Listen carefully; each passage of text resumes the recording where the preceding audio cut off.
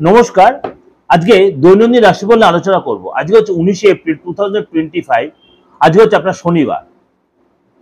তার আগে বলে রাখি, আপনারা যারা প্রোগ্রামটা আমার শুনছেন, প্রত্যেকদিন দৈনন্দিন রাশিফল শুনছে আমার দিগদর্শন চ্যানেলে।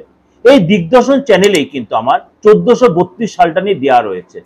বাংলা নতুন বছর 12 রাশি নিয়ে দেওয়া রয়েছে এবং এর সাথে সাথে কিন্তু আমার রাহুর ট্রানজিট নিয়ে আলোচনা আমরা করেছি।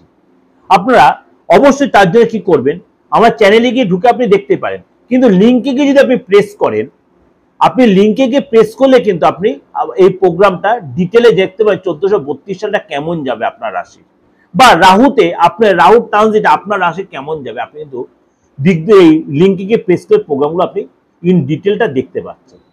চলুন তাহলে আজকে জেনে নিই আজকে আপনার রাশি কি বলছে। কুম্ভ রাশি, আজকে প্রিয়জনের জন্য মানসিক কষ্ট পাবেন। কর্মস্থানে আজকে সম্মানহানি হতে পারে।